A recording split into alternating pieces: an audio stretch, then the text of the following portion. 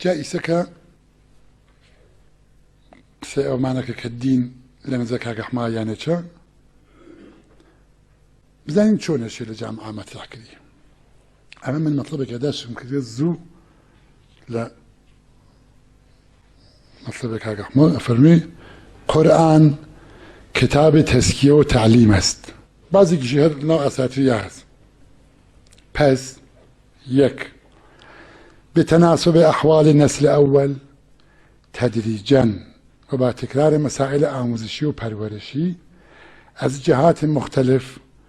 و با عبارات متنوع نازل شده. دو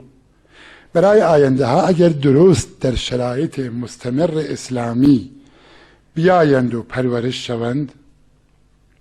برخورد آنها هم مانند نسل اول خواهد بود هرچند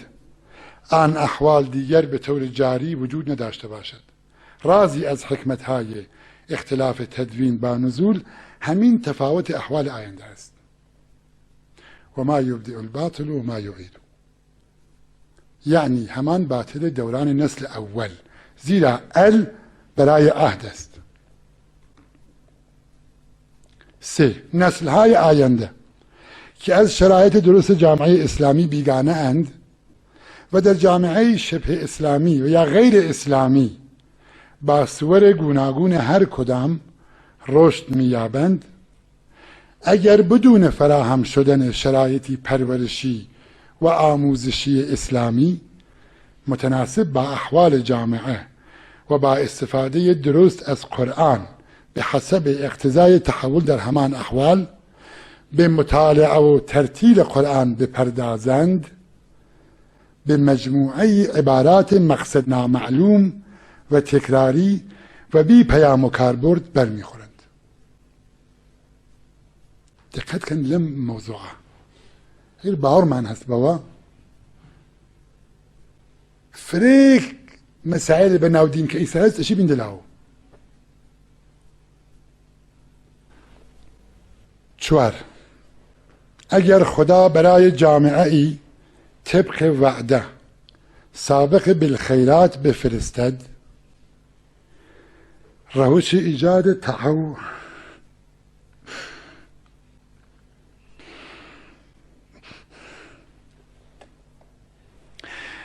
ایجاد تحول پرورشی و آموزشی را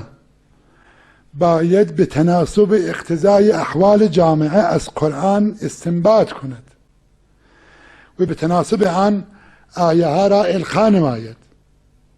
مانند اینکه قرآن در همان زمان برای تحول همان جامعه دارد نازل می شود با تدریج لازم.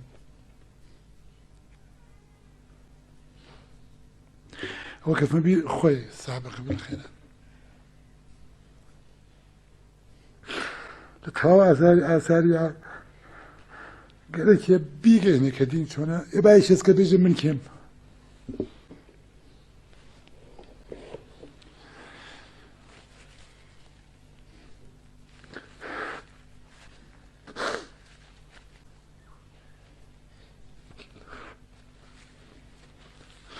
قربانت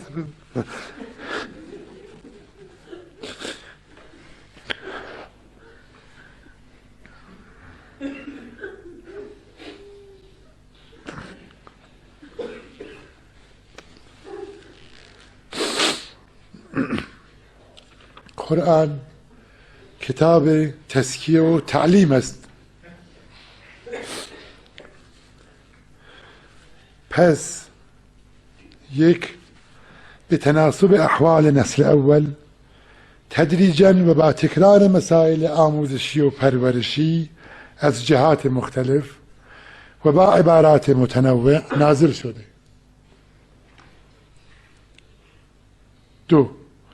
برای آینده ها اگر درست در شرایط مستمر اسلامی بیایند و پرورش شوند برخورد آنها هم مانند نسل اول خواهد بود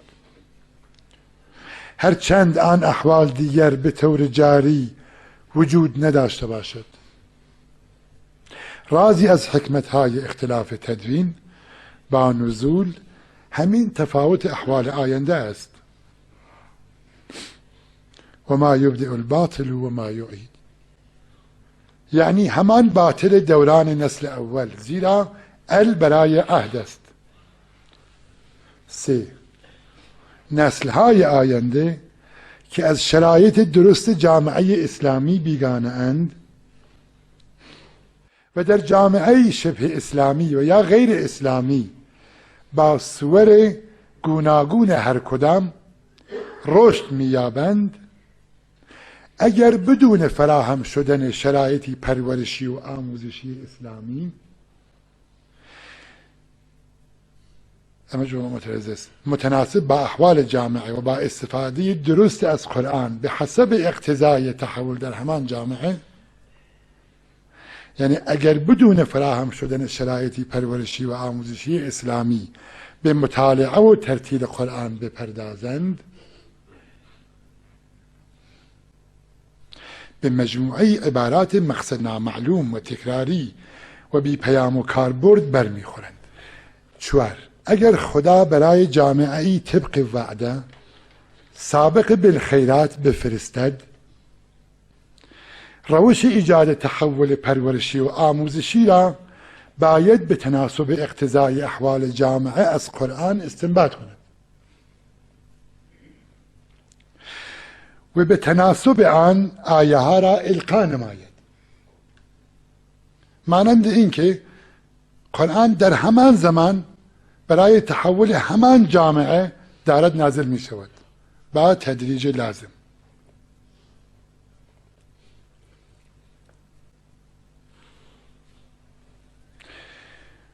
والذي أوحينا إليك من الكتاب هو الحق مصدقا لما بين يديه إن الله بعباده لخبير بصير. ثم أورثنا الكتاب الذين اصطفينا من عبادنا فمنهم ظالم لنفسه ومنهم مقتصد ومنهم سابق بالخيرات بإذن الله ذلك هو الفضل الكبير.